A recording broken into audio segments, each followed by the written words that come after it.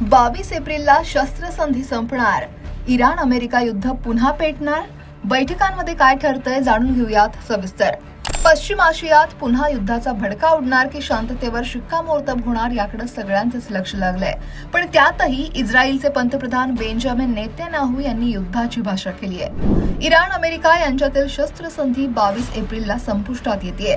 त्यामुळे पुढचे 24 तास पश्चिम आशियासाठी महत्वाचे असतानाच ट्रम्प आणि नेतन्याहू शांतता करार न झाल्यास हल्ल्याचे संकेत देऊ लागले आहेत. इराण आणि अमेरिका यांच्यात चर्चेची दुसरी फेरी सुरू होतीये.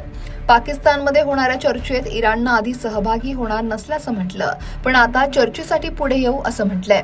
दुसरीकडे ट्रम्प यांच्याकडून दबाव टाकला जात असल्याचंही दिसतंय.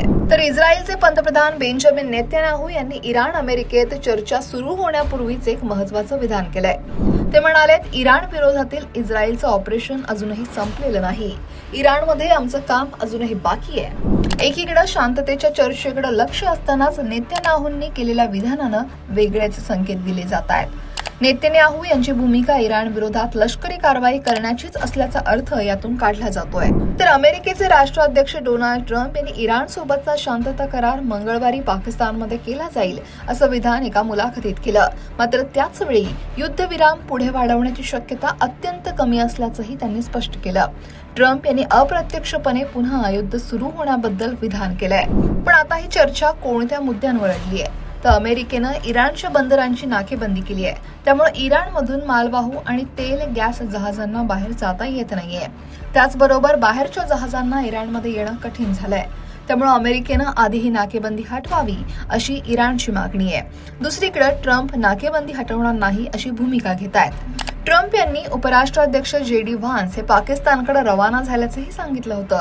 मात्र सोमवारी सकाळी ते व्हाईट हाऊसमध्ये असल्याचंच दिसून आलं. त्यामुळे ते इस्लामाबाद इथे चर्चेसाठी कधी पोहोचणार असा संभ्रम कायम होता. तर दुसरीकडे इराणच्या संसदेचे अध्यक्ष कालिबाफ यांच्या नेतृत्वाखाली इराणचं शिष्टमंडळ हे मंगळवारी इस्लामाबादमध्ये पोहोचत असल्याचं समजतंय. दुसरीकडे चीन हे त्वरित चर्चा सुरू करा अशी मागणी करत आहे. सोमवारी चीनचे अध्यक्ष जिनपिंग यांनी सौदीचे राजे सलमान यांच्याशी फोनवर चर्चा केली. या चर्चेत हॉर्मुझ मार्ग आंतरराष्ट्रीय जलवाहतुकीचा असल्यानं तिथे ताबडतोब युद्धविराम व्हायला हवा असं मत शी जिनपिंग यांनी व्यक्त केले.